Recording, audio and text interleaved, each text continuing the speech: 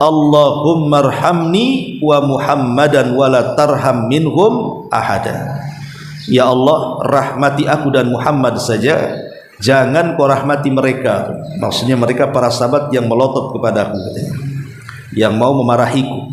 Jangan kau kasih rahmat mereka katanya. Mereka tidak punya rahmat, kata Arab Badui. Maka Nabi SAW, karena Arab Badui ini tidak paham bahwa rahmat Allah itu luas, maka dia mengatakan, laqad hajjarta wasi'an. Arab Badui, engkau sudah menyempitkan sesuatu yang luas. Rahmat Allah itu luas, jangan kau sempitkan hanya aku dan engkau saja.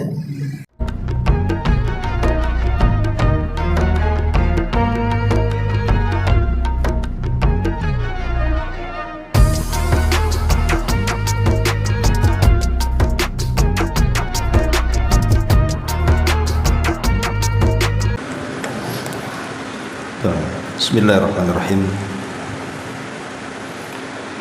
Assalamualaikum warahmatullahi wabarakatuh. Alhamdulillah wassalatu wassalamu ala Rasulillah wa ala alihi wa sahbihi wa mawalah wa la hawla wa la quwata illa billahi wa ba'd. Alhamdulillah, di pagi ini kita bisa kembali melanjutkan kajian kita, masih membahas kitab Umdatul Ahkam, dan kita masih membahas bab keempat pada hadis ke-29. Kita baca hadisnya. An Anas bin Malik radhiyallahu anhu qala, Ja'a Arabiyyun fabala fi ta'ifatil masjid fajazarahu an-nasu fanahahumun nabiy sallallahu alaihi wasallam falamma qadha bawlahu amara an-nabiy sallallahu alaihi wasallam bidhanubin min ma'in fa uhriqa alaihi. Dari Anas bin Malik radhiyallahu an, ada seorang Arab Badui, Arab gunung, yang datang tiba-tiba kencing di salah satu bagian di dalam masjid. Para sahabat lantas menghardik Arab Badui ini, akan tetapi Nabi SAW melarang mereka. Tatkala orang itu selesai kencing, maka Nabi SAW meminta seember air, kemudian disiramkan pada tempat yang terkena kencing tersebut. Hadis ini dikeluarkan oleh Imam Al-Bukhari dalam Babul Wudu. Ma'asyiral muslimat yang dimuliakan Allah Subhanahu wa taala, hadis ini menceritakan tentang seorang Arab gunung yang tiba-tiba kemudian datang ke dalam masjid kemudian kencing. Tentu karena tanpa sepengetahuannya, karena kebiasaan Arab Badui itu kencing biasa di mana-mana, sehingga dia mengira bahwa tempat itu boleh kencing. Jadi Arab Badui asal kencing saja, dia tidak tahu kalau itu masjid. Maka para sahabat Nabi SAW yang melihat peristiwa itu, mereka pun emosi, sehingga kemudian sebagian para sahabat ada yang menghardik dengan kata-katanya dan memandang tajam kepada Arab Badui yang kencing di salah satu tempat dalam masjid itu. Maka ketika kemudian para sahabat mulai marah dan mulai mengingkari kemungkaran tersebut, maka Nabi SAW datang dan melerai mereka. Kata Nabi SAW, da'uhu, dalam riwayat yang lain, wala tuzrimu, tinggalkan dia dan jangan diganggu, biarkan dia selesai kencing dulu. Maka para sahabat pun kemudian meninggalkan Arab Badui itu dan menyerahkan kepada Nabi. Maka kemudian Nabi SAW datang kepada Arab Badui itu dan menasihati. Dalam riwayat Nabi mengatakan, inna hadhil masajid la tasluhu li syai'in min hadzal bauli walal qadari, innama hiya li dzikrillahi azza wa jal was salati wa qiraatil qur'ani. Maka Nabi SAW mengatakan kepada Arab Badui ini, sesungguhnya masjid manapun, tidak harus masjid di sini, di masjid manapun kata Rasul, tidak boleh meletakkan sesuatu dari kotoran, entah kencing, entah berak, entah apa saja yang sifatnya kotoran, karena masjid itu tempat berzikir kepada Allah, salat, dan juga tempat membaca Quran. Dalam riwayat Abu Hurairah, Nabi SAW mengatakan, innama bu'ithtum muyassirin walam tub'atsu mu'assirin. Sesungguhnya kalian diutus wahai para sahabat, karena ketika itu sahabat kan sedang marah dan akan menghardik Arab Badui. Kemudian Rasul dilarang, dan Rasul mengatakan kalian diutus untuk memudahkan, bukan untuk mempersulit. Biarkan dia kencing sampai selesai. Ma'asyiral muslimat yang dimuliakan Allah Subhanahu wa taala, hadis ini banyak faedah yang kita akan petik sebelum kita masuk pada babnya. Di antara faedah hadis ini, bahwa Islam mengajarkan kepada kita agar dalam menyampaikan dakwah itu harus disertakan dengan kelembutan. Harus tahu seorang pendakwah itu kepada siapa yang berdakwah. Karena menghadapi orang jahil dengan menghadapi orang yang alim itu akan berbeda cara berkomunikasinya. Menghadapi orang yang keras kepala dengan orang yang lembut hatinya kan beda cara berkomunikasi dengan mereka. Itu menunjukkan bahwa Islam itu mengajarkan dakwah itu dengan kelembutan. Karena ada orang yang kemudian niatnya baik untuk menyampaikan sesuatu, tapi caranya kasar, nggak diterima jadinya. Makanya Nabi SAW dalam hadis ini mengajarkan bagaimana cara lembutnya berdakwah. Ketika para sahabat mulai emosi, ya bagaimana tidak emosi? Ada orang yang kencing dalam masjid, sementara masjid itu bukan untuk itu. Ya sudah sewajarnya para sahabat marah sebenarnya, tetapi cara para sahabat itu salah. Makanya diluruskan oleh Nabi SAW, begini cara menghadapi orang yang salah. Kemudian Rasul mengatakan, biarkan dia, tinggalkan, biar aku yang menghadapinya. Maka Nabi dengan kelembutannya kemudian memberitahu Arab Badui tentang posisi masjid.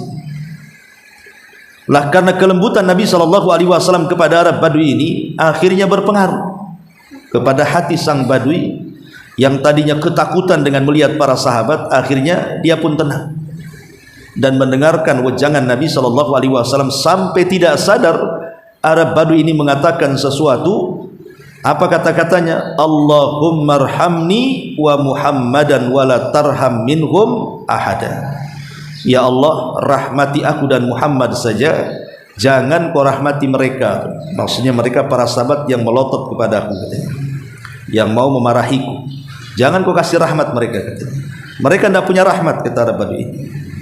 Maka Nabi SAW, karena Arab Badui ini tidak paham bahwa rahmat Allah itu luas, maka dia mengatakan, laqad hajjarta wasi'an. Hei Arab Badui, engkau sudah menyempitkan sesuatu yang luas. Rahmat Allah itu luas, jangan kau sempitkan hanya aku dan engkau saja. Nah, dari sini Syekhul Islam Ibnu Taimiyah rahimahullahu taala mengatakan bahwa seseorang yang berdakwah itu harus memiliki 3 syarat. Pertama al-ilmu, yang kedua ar-rifqu, yang ketiga as-sabr. Orang yang hendak mendakwai orang itu pertama harus punya pengetahuan. Lihat Nabi SAW mengajarkan Arab Badui apa yang boleh, apa yang tidak. Artinya orang yang berdakwah itu harus punya ilmu. Kemudian yang kedua ar-rifqu, harus punya kelembutan. Walaupun dia punya ilmu, kalau kasar Boleh jadi orang yang kita dawai bisa lari itu. Kemudian yang ketiga, as-sabru, harus sabar. Harus sabar. Lihat Rasul dengan sabarnya menghadapi Arab Badui ini, tidak dengan ketergesa-gesaan seperti para sahabat. Lah dengan 3 catatan ini, pengetahuan, kelembutan dan kesabaran, insya Allah dakwah kita akan berpengaruh. Kemudian juga dikatakan oleh Sufyan Ats-Tsauri rahimahullahu taala, beliau mengatakan, la ya'muru bil ma'rufi wa la yanha 'anil munkari illa man fihi khisalu thalathin.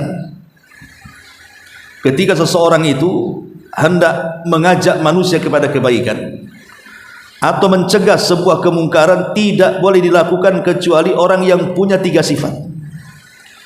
Kata beliau, rafiqun bima ya'mur, rafiqun bima yanha, adlun bima ya'mur, adlun bima yanha, alimun bima ya'mur, alimun bima yanha.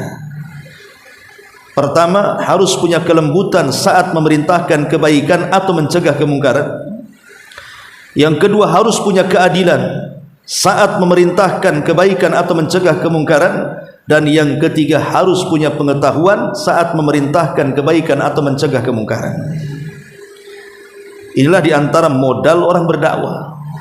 Modal orang berdakwah itu harus punya kelembutan, punya keadilan, dan punya pengetahuan, kata Sufyan Ats-Tsauri rahimahullah ta'ala.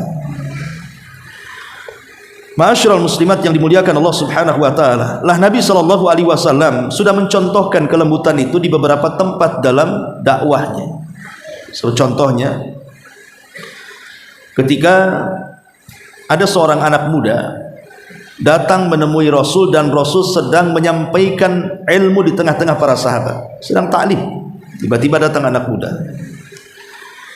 Kemudian anak muda ini mendatangi Nabi sallallahu alaihi wasallam dan dengan tidak sopannya dia mengatakan kepada Rasul, "Ya Rasulullah, idzan li bizina." Rasul, izinkan aku untuk berzina. Dan tidak sopan ngomong begitu. Masa dia minta izin untuk berzina kepada Rasul di hadapan para sahabat? Tapi Nabi sallallahu alaihi wasallam tidak marah. Nabi sallallahu alaihi wasallam langsung memanggil anak muda ini dan mengatakan, "Kemari engkau." Akhirnya anak muda mendekati Rasul, kata Rasul, "Duduklah." Kemudian duduk, kata Rasul, "Mendekatlah." Kemudian mendekat sampai betis lutut dia berjumpa dengan lutut betis Nabi, ditempelkan. Lihat bagaimana keakraban Rasul. Setelah itu Nabi sallallahu alaihi wasallam menasihati. Ya. Apa nasihat Nabi sallallahu alaihi wasallam? Kata Nabi sallallahu alaihi wasallam, "Atuhibbuhu libnatik wali ukhtik wali ammatik." Bagaimana pendapatmu, atau wali khalatik? Bagaimana pendapatmu, kata Rasul, kalau seandainya anak perempuanmu dizinahi orang, atau saudarimu dizinahi orang, atau bibimu dari bapak, dari pihak bapak atau dari pihak ibu dizinahi orang? Kau redha enggak dengan orang yang menzinahinya? Kata anak muda ini, ya tentu tidaklah. Aku akan marah kepada siapa yang menzinahi saudariku, anakku atau bibiku. Maka Rasulullah SAW mengatakan, sebagaimana engkau marah kepada mereka, maka keluarga mereka yang wanitanya kau zinahi, mereka pun akan marah kepadamu, kata Rasul. Maka kemudian tiba-tiba laki-laki ini mengatakan, kalau begitu saya tidak akan berzina, wahai Rasul. Kemudian Nabi SAW mendoakan orang ini dan mengatakan, Allahumma gfir dzambahu wa tahhir qalbahu wa hassin farjahu. Ya Allah, ampuni dosa anak muda ini, bersihkan hatinya, jauhkan kemaluannya dari zina.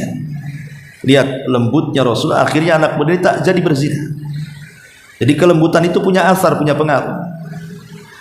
Atau contoh yang lainnya, hadis tentang Muawiyah ibn Hakam. Ada seorang sahabat namanya Muawiyah ibnu Hakam. Jadi dia menceritakan, satu hari dia sholat bersama Rasul dan para sahabat.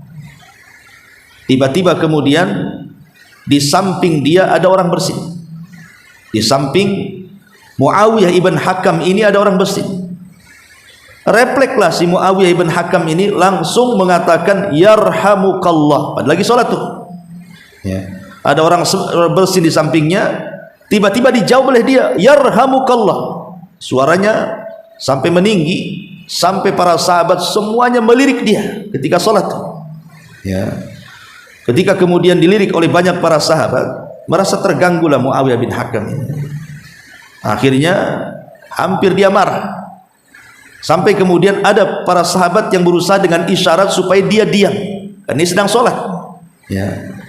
Tetapi kemudian selepas sholat, Nabi SAW mendekati Muawiyah ibn Hakam ini, kemudian memberikan nasihat dan mengatakan, inna hadhihi salata la yasihu fi syai'un min kalamin nas, innama at-tasbih wa takbir wa qiraatul Quran.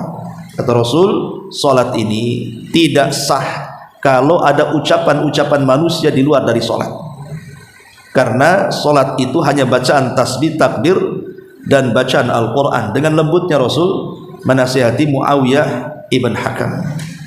Ketika kemudian Muawiyah ibn Hakam menceritakan hadis ini, demi Allah, aku tidak melihat Rasul memukulku, aku tidak melihat Rasul mencelaku, aku tidak melihat Nabi SAW berusaha untuk membentakku, tapi dia mengucapkan dengan kalimat yang santun sekali. Lah, ini menunjukkan bagaimana Nabi hendak mengajarkan kepada kita sebagai umatnya, dalam berdakwah itu harus punya kelembutan.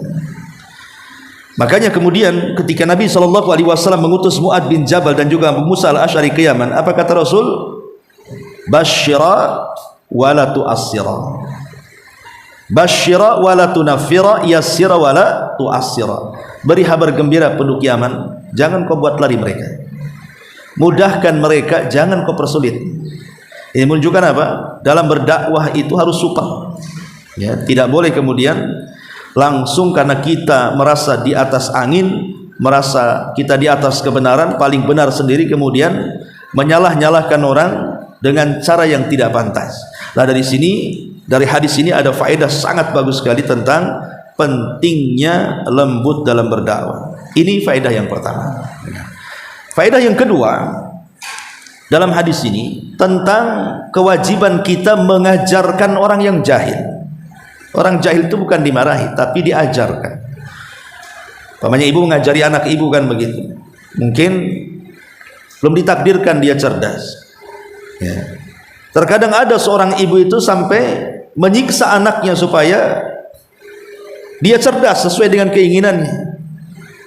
Sampai ada berita ibu yang merantai anaknya gara-gara suruh ngapal juz amma ya.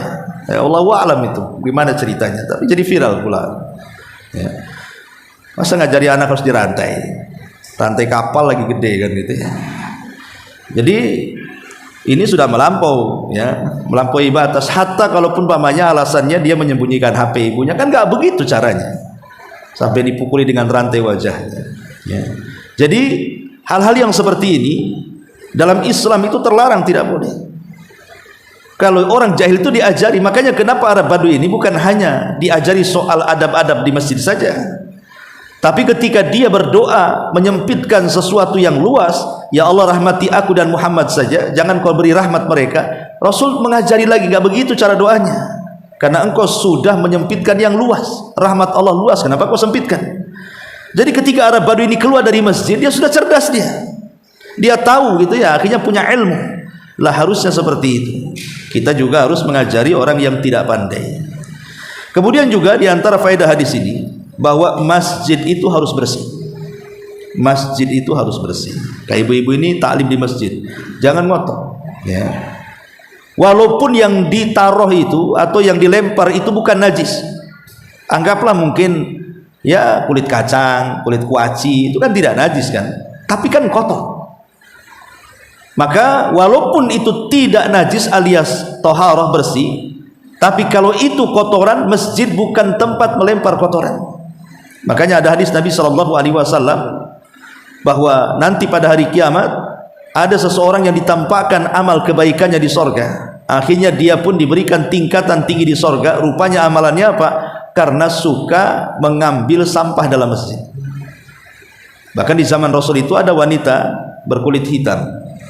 Itu kebiasaannya nggak disuruh, tapi suka bersih-bersih masjid. Jadi dia dengan sukarela suka hati datang ke Masjid Nabawi. Setiap hari dibersihkan masjid itu sama wanita yang berkulit hitam ini, sampai satu hari rupanya dia sakit kemudian meninggal. Rasul tak tahu. Ketika kemudian kebiasaan wanita itu sudah tidak dilihat tidak lihat Nabi lagi. Jadi Rasul bertanya kepada para sahabat, mana wanita yang suka membersihkan masjid itu? Lihat, Rasul punya perhatian kepada orang yang suka bersih-bersih masjid itu. Mana tuh wanita yang suka bersih-bersih masjid itu? Jadi sahabat yang lain mengatakan, kemarin dia meninggal wahai Rasul. Rasul marah dan mengatakan, kenapa kalian tidak menghabarkan kematiannya? Kata para sahabat Rasulullah, dia meninggal di malam hari. Kami takut mengganggumu untuk menghabarkannya. Kata Rasul, kenapa kalian tidak menghabariku? Tunjukkan di mana kuburannya, katanya. Akhirnya kemudian Rasul datang ke kuburannya, kemudian salat jenazah di hadapan kuburannya. Salat gaib. Dan boleh salat menghadap di samping kuburan menghadap kiblat, karena salat jenazah itu tidak punya ruku dan tidak punya sujud. Jangan berdiri saja. Yang dilarang tidak boleh salat menghadap kuburan itu kalau salatnya punya ruku, punya sujud, yang dilarang. Tapi kalau tidak punya ruku dan sujud seperti salat jenazah boleh dilakukan di kuburan walaupun sudah dikuburkan. Ya, walaupun sebagian ulama ada yang mengatakan berapa lama dari kematiannya, ada yang mengatakan 3 hari gitu ya, berarti lebih dari 3 hari tak boleh. Ada juga yang melebihkan dari 3 hari, tidak ada batas, wallahu a'lam. Tapi yang jelas bahwa lihat Nabi SAW sampai punya perhatian kepada wanita hitam yang suka bersih-bersih masjid, karena Rasul ingin masjid itu tempat yang paling bersih. Makanya ibu kalau bawa anak gitu ya ke masjid, kemudian ngasih makan atau bawa makanan, maka perhatikan itu bekas-bekasnya, plastiknya atau apanya, karena membuang kotoran di masjid walaupun tidak najis itu berdosa, tidak boleh ya. Justru kita harus bersih. Ini juga diantara faedah hadis ini. Kemudian juga diantara faedah hadis ini, hadis Arab Badui ini, bahwa Nabi SAW mengajarkan kepada kita juga, di masjid ini bukan tempat untuk dunia. Di masjid ini bukan tempat untuk dunia. Di masjid itu tempat akhirat. Maka jangan jual beli di masjid.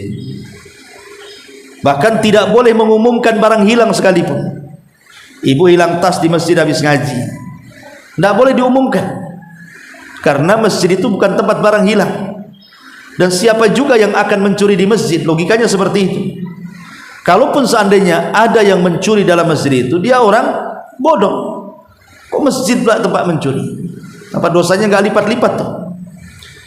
Jadi tidak boleh jual beli di masjid, tidak boleh mengumumkan barang hilang. Bahkan kalau seandainya Bu, ada ibu ini Umahat ngomong, aduh, tas saya hilang di masjid Nurul Hidayah. Apa kata Rasul? Kalau dia ngomong gitu, doakan saja semoga tasmu tidak ketemu. Ngomong gitu Bu ya. Kalau ada orang mengatakan, aduh, kecuali kalau bahasanya mungkin tasnya ketinggalan di masjid. Nah itu kita cari rame-rame kan gitu ya. Tapi kalau dia mengatakan, oh tasku hilang di masjid, ibu doakan saja semoga tidak ketemu. Begitu kata Nabi ya. Kok kamu jahat sekali? Iyalah, karena di masjid bukan tempat barang hilang.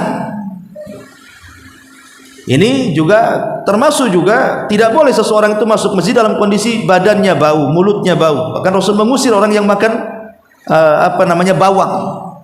Orang yang makan bawang itu bau mentah kan, diusir sama Nabi, disuruh dibersihkan mulutnya. Nah, ini juga karena memang masjid ini juga harus bersih, tadi saya jelaskan. Dan ini juga menunjukkan apa? Bahwa syarat tempat sholat itu harus bersih dari najis. Di antara syarat sah sholat itu kan menghadap kiblat, kemudian tertutup aurat. Salah satunya juga adalah tempat sholat itu tidak boleh ada najis. Kalau seandainya itu bukan syarat sah sholat, tentu Rasul tidak akan memerintahkan Arab Badui mengambil setimba air kemudian menumpahkan di tempat kencingnya kan. Kalau memang tempat sholat itu bukan syarat harus suci, tapi karena syarat sah sholat juga berkaitan dengan masalah tempat harus bersih dari najis, maka tempat sholat itu tidak boleh ada najis. Makanya Rasul menyuruh membersihkan tempat kencing Arab Badui ini. Kemudian juga di sini ada kaidah ketika mengingkari sebuah kemungkaran. Jangan ketika kita mengingkari sebuah kemungkaran, datang kemungkaran yang lebih besar dari pengingkarannya. Coba Nabi SAW mengapresiasi kan tentang para sahabat yang ketiga hendak mengingkari kemungkaran, dan harusnya kita seperti itu. Kalau ada kemungkaran di depan kita, harusnya cepat kita ingkari, tetapi dengan cara yang benar gitu ya. Lah ketika Nabi SAW melihat para sahabat hendak mengingkari kemungkaran tapi caranya salah, maka Rasul melarang. Kemudian Nabi SAW merintahkan Arab Badui untuk menyelesaikan kencingnya. Jadi Rasul membiarkan Arab Badui itu, bukan merintahkan, membiarkan biar kencingnya selesai. Kenapa coba? Ditinjau dari segi kesehatan. Kalau orang lagi kencing tiba-tiba dimarahi, kemudian dia tahan, apa enggak prostat itu nanti? Nahan kencing kan Bu, jadi kencing batu nanti. Yang kedua, bisa saja karena ketakutannya Arab Badui, bisa lari dia, bisa kencing sambil lari jadi ya kan. Yang tadinya air kencing di situ saja jadi kemana-mana tumpahnya, karena ketakutan kan. Sahabat banyak di situ. Ya. Ataupun kemudian bukan hanya itu saja, bisa saja kemudian kencingnya akan mengenai badannya. Jadi banyak madarat kalau seandainya Rasul tidak menghentikan kemarahan para sahabat. Dan di situ juga ada kaidah bahwa ketika ada dua madarat, maka ambillah yang paling rendah dari madarat itu. Ketika sahabat marah bisa memadaratkan, kemudian si Arab Badui kencing juga madarat, berarti kan ada dua madarat di sini. Ya. Tapi Rasulullah SAW berusaha mengambil yang paling ringan madaratnya, menahan para sahabat jangan marah, membiarkan si Arab Badui ini kencing sampai selesai. Baru setelah itu Rasul mendekati dan menasihati si Arab Badui tentang fungsi daripada masjid. Kemudian juga diantara faedah hadis ini, bahwa diantara amalan-amalan yang harus dilakukan dalam masjid itu ada 3 berdasarkan hadis Arab Badui ini. Pertama, di masjid ini harus memperbanyak zikir. Dia diantaranya zikir itu ya seperti ibu belajar ini, bagian daripada zikir atau zikir-zikir yang ma'ruf gitu ya. Kemudian yang kedua, memperbanyak salat. Dalam masjid ini tempat untuk memperbanyak salat. Kemudian memperbanyak membaca Quran. Itulah amalan-amalan dalam masjid berdasarkan hadis ini. Kata Nabi kepada Arab Badui, masjid ini digunakan untuk berzikir, untuk salat, untuk baca Quran. Ya. Masyarul muslimat yang dimuliakan Allah Subhanahu wa taala. Kemudian juga hadis ini memiliki faedah bahwa Islam ini agama mudah, bukan agama sulit. Karena ketika para sahabat marah kepada Arab Badui ini, Rasul menasihati mereka, innama bu'ithum muyassirin walam tub'atsu mu'assirin. Sesungguhnya aku diutus kepada kalian itulah mempermudah, bukan mempersulit orang. Makanya ada kisah dari Muadz bin Jabal radhiyallahu an, ketika dia sholat Isya bersama Rasul. Kemudian dia pulang kepada kaumnya, rupanya di kaumnya belum sholat. Akhirnya kaumnya meminta kepada Muadz untuk mengimami mereka sholat Isya. Padahal Muadz sudah sholat bersama Nabi kan. Artinya boleh sholat 2 kali dalam satu waktu. Karena Muadz ini sholat Isya 2 kali. Pertama jadi makmum, yang kedua jadi imam. Tapi yang wajib 1 kali, yang kedua dianggap sedekah dan sunnah. Tiba-tiba kemudian ketika Muadz menjadi imam di kaumnya, dihantamnya Al-Baqarah sampai habis. Apa enggak panjang tuh? Ya, Al-Baqarah itu sampai 2 juz lebih. Ya. Jadi adalah satu di antara jemaah Muadz ini mungkin ada hajat dan keperluan, enggak tahan dia. Akhirnya menyelesaikan sendiri sholatnya. Muadz belum salam, dia sudah salam. Ketahuan sama Muadz dan mengatakan, jangan-jangan di tengah-tengah kita ada munafik katanya.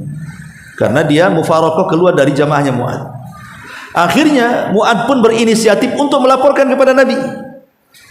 Tapi setelah dilaporkan kepada Nabi SAW, yang disalahkan Muadz, bukan orang yang menyingkir dari sholat.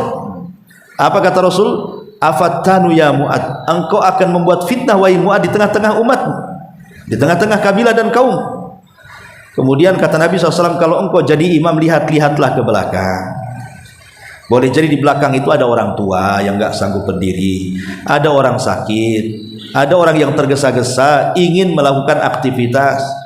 Ya, jadi disuruh lihat-lihat. Ya. Kemudian Nabi mengatakan, di mana sabbihisma rabbikal a'la? Kenapa kau tidak baca itu katanya?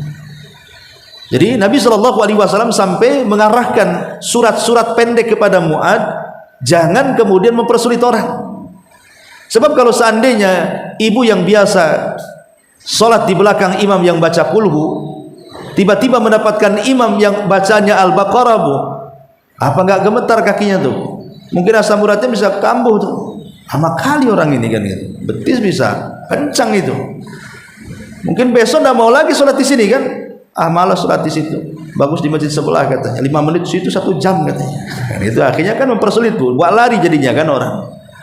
Itu ajaran apa itu katanya? Malas itu ajaran itu yang bercadar-cadar itu sholatnya lama katanya. Akhirnya kan kemana-mana, Bu. Jadi intinya bahwa Islam ini mengajarkan kemudahan, jangan mempersulit orang. Nah, ini Rasul juga mengatakan kepada para sahabat, aku diutus mempermudah bukan mempersulit. Ya. Kemudian juga diantara faedah daripada hadis ini yang disebutkan oleh para ulama juga, bahwa kencing itu adalah najis. Kencing ini babnya masuk di sini. Kencing itu adalah najis. Kencing manusia. Tidak ada khilaf ulama, semua kencing manusia itu najis. Apakah dia wanita, apakah dia laki-laki, apakah dia bayi, apakah dia remaja, apakah dia dewasa, apakah dia tua, apakah dia muslim, apakah dia kafir, semua manusia kencingnya najis. Tidak ada yang tidak najis, semua najis. Tetapi Rasul di sini mengajarkan cara membersihkan. Kalau seandainya lantai ini, umpamanya ada anak-anak nih yang ngompol di lantai gini kan, cara membersihkannya apa? Kalau lantai itu tidak berkeramik seperti ini, Masjid Nabi kan tidak berkeramik, masih tanah gitu. Jadi kalau kencing kan langsung amblas ke dalam bumi. Maka Nabi mengatakan, ambil 1 timba air, kemudian tumpahkan di atas kencingnya supaya kencingnya amblas tertimpa air bersih. Nah, begitu cara membersihkannya. Itu kalau memang tanahnya amblas. Masalahnya kan keramik. Kalau kencing di situ akhirnya kemana-mana jadinya tenggelam. Ya. Maka kalau seperti itu cukup di seblok saja atau dipel gitu ya, minimal 3 kali pelan lah. Maka itu sudah dianggap suci. Ataupun kalau lupa, tiba-tiba kemudian terkena cahaya matahari, tiba-tiba kering, maka ulama mengatakan sudah dianggap suci. Tapi kan baunya masih ada kan itu ya. Tetap kalau memang risih harus dicuci juga. Intinya bahwa hadis ini menunjukkan bahwa kencing adami, kencing manusia itu najis. Ya. Kemudian juga di sini diajarkan kepada kita dari hadis ini tentang wujubu ihtiramil masajid, wajibnya kita menghormati masjid. Wajib kita menghormati masjid. Jangan samakan masjid dengan tempat-tempat lain. Ya, jangan, makanya walaupun di zaman Nabi SAW masjid itu semua aktivitas rata-rata di masjid, tetapi para sahabat itu sangat memuliakan masjid. Makanya masuk saja ada doanya, keluar ada doanya, yang diamalkan dalam masjid pun ya baca Quran, zikir, sholat dan yang lainnya. Artinya hormati masjid, jangan tidak dihormati, karena ini tempat ibadah, tempat paling aman di dunia ini adalah masjid. Tapi sayang hari ini masjid sudah gak aman kan, Bu? Banyak masjid-masjid itu yang dulunya kita bisa tidur, sekarang tak boleh tidur. Bukan hanya ditulis jangan tidur di sini, tapi digembok, Bu. Gimana mau tidur digembok? Yang lebih parahnya mau tidur di teras saja, diseblok teras sama air, nggak sengaja nggak dikeringkan tuh, biar nggak bisa tidur. Itu masjid di zaman sekarang kan, ya boleh jadi karena sudah banyak peristiwa. Ketika masjid itu dibuka lebar-lebar, jam dinding hilang, mikrofon hilang. Bukan hanya itu saja, sampai di bengkong itu kotak masjid, bukan diambil uangnya kotak-kotaknya, Bu. Kotak itu besar, bisa, padahal di rantai, Bu, pakai rantai kapal tuh. Tapi kok bisa tuh rantainya dicopot, dibawa, rupanya ada di kebun tuh. Mana diambilnya tuh? Untuk apa juga kotaknya kan? Dia sekarang aneh mencuri itu kotak-kotaknya. Baru kotaknya pula tuh, habis itu dilempar, diambil dalamnya saja. Nah itu orang jahil, ya orang jahil. Tapi alhamdulillah sekarang Allah mudahkan adanya CCTV sehingga memudahkan mencari siapa para pencuri yang suka mencuri di masjid itu. Baik, kemudian juga di antara faedah hadis ini munculnya beberapa kaidah fikih. Di antaranya kaidah fikih yang mengatakan bahwa apabila ada kerusakan dengan beberapa kerusakan, maka ambillah, dan kita harus memilihnya. maka ambillah kerusakan itu yang paling rendah, tinggalkan yang paling tinggi. Kemudian juga jangan mengingkari sebuah kemungkaran kalau mendatangkan kemungkaran yang lebih besar. Jangankan kemungkaran lebih besar datang, anggaplah 50-50. Pamannya, kalau saya mengingkari sebuah kemungkaran akan mendatangkan kemungkaran yang sama. Itu saja kata para ulama, darul mafasid muqaddam ala jalbi al masalih. Meninggalkan kerusakan itu lebih baik dibandingkan mengambil manfaat. Meninggalkan kerusakan itu lebih baik dibandingkan mengambil sebuah manfaat. Pamannya ada orang mabuk di depan rumah. Kalau saya cegat, itu kan kerusakan kalau dibiarkan. Ya. Tapi kalau saya cegat, nampaknya badan dia lebih besar daripada saya. Bisa saya dikemplung sama botol minumannya. Ini kan dua perkara yang sulit. Dibiarkan salah, ditegur salah namanya kan. Kalau dibiarkan kan dua-duanya rusak. Maka kalau memang kita ini sebagai orang tua yang mabok anak, berarti kita wajib mengingkari kemungkaran. Kenapa? Karena kita punya kuasa. Kurang ajar rupanya anak saya. Nah, berarti bisalah kita mengingkari karena anaknya di bawah kekuasaannya kan. Ya, tapi setelah dilihat, oh bukan pula, anak saya tak hitam, oh ini hitam pula kan, itu berarti anak tetangga nih. Ya, tak jadi mau mengingkari kemungkaran. Kenapa? Mak, nanti saya harus bermusuhan dengan tetangga. Walaupun dia sedang mabuk dan harus diingkari, tapi setelah berpikir kalau saya ingkari nanti dia lapor sama tetangga, akhirnya jadi musuhan, lebih besar lagi jadi kemudaratannya. Lebih baik ditinggalkan. Berarti beralih cara mengingkarinya bukan dengan kekuatan, bukan dengan lisan, letakkan dalam hati saja. Ingkari kemungkaran dalam hatinya, walaupun itu selemah-lemahnya iman gitu. Nah, ini juga diantara faedah hadis ini, dan ada beberapa faedah yang lainnya wallahu alam. Intinya kenapa mu'alif memasukkan hadis ini ke dalam bab ini, ke dalam bab mati dan sejenisnya, untuk menjadikan dalil bahwa air kencing itu najis dan untuk diajarkan bagaimana cara membersihkannya.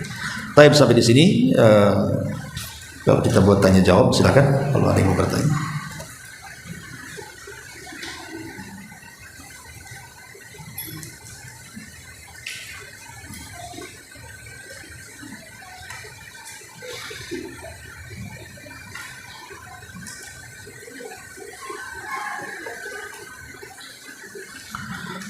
Baik, kalau ada kita tutup. Subhanaka wa bihamdika asyhadu an la ilaha illa anta astaghfiruka wa